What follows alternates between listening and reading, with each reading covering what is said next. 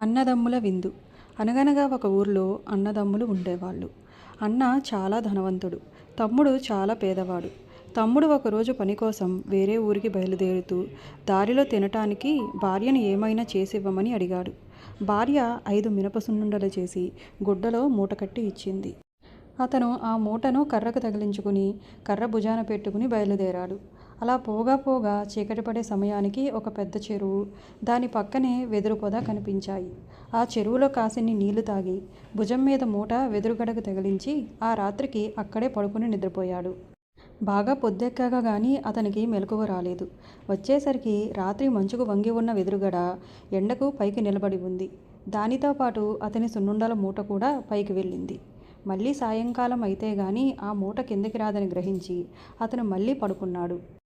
అదే సమయంలో ఆకాశంలో తిరుగుతున్న 5గురు గంధర్వులకు మినప సున్నుండల వాసన తగిలింది. వెదురుగడకు వేలాడే మూటను చూశారు. దాన్ని విప్పి అందులో ఉన్న 5 సున్నుండలు 5గురు తిన్నారు.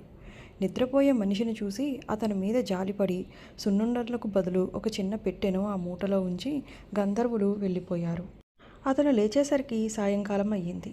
ఎదురుగడ కిందకి వంగి ఉంది. ఆకలిగా ఉండటం వల్ల అతను ఆత్రంగా ఆ మూట దించుకుని విప్పి చూసేసరికి పెట్టె కనిపించింది. అతను ఆశ్చర్యంతో దాని మూత తెరిచాడు. పెట్టెలో నుండి 2 గంధర్వ స్త్రీలు బయటకు వచ్చి పంచభక్ష పరమాన్నాలతో అతనికి భోజనం పెట్టి తిరిగి పెట్టెలోకి వెళ్ళిపోయారు. అతను భోజనం చేసి సంతోషంతో పెట్టె తీసుకుని ఇంటికి వెళ్ళి భార్యకు జరిగిన సంగతంతా చెప్పాడు. మర్నాడు అతను ఊళ్ళో వాళ్ళందరినీ పిలిచి పెట్టె సహాయంతో వచ్చిన వాళ్ళందరికీ మంచి విందు ఏర్పాటు చేశాడు. ఆ వచ్చిన వారంతా పెట్టెను గురించి వింతగా చెప్పుకుంటూ వెళ్ళిపోయారు. తమ్ముడికి కలిగిన ఈ అదృష్టం గురించి ధనవంతుడైన అన్నకు అసూయ కలిగింది. పెట్టె ఎలా దొరికిందో తమ్ముడి వల్ల తెలుసుకున్నాడు. తాను కూడా పెట్టె సంపాదించుకు రావాలనుకున్నాడు. భార్య చేత మినప సున్నుండలు చేయించుకుని తాను కూడా తమ్ముడు వెళ్ళిన దారిలోనే బయలుదేరాడు. వెళ్ళి చెరువు దగ్గరికి చేరుకున్నాడు. వెదురు పొదకు మూట తగిలించి పడుకుని నిద్రపోయాడు. ఎప్పటిలాగే అటుగా వెళ్తూ సున్నుండల వాసన పసిగట్టి మూట విప్పి చూశారు. ఒక్కసారి పెట్టిస్తే తృప్తి లేకుండా మళ్ళీ వచ్చాడు.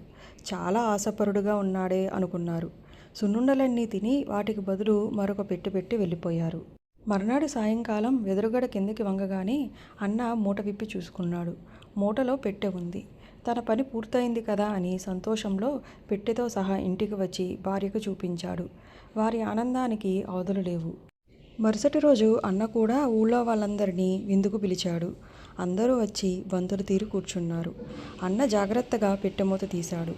అన్న పెట్టెమూత తెరిచేసరికి అందులో నుంచి మనిషికి 2 చొప్పున మంగలివాళ్ళు కత్తులతో సహా బయటకు వచ్చి విందుకు వచ్చిన వాళ్ళని ఒకడు పట్టుకుంటే మరొకడు గుండు గురికేశాడు.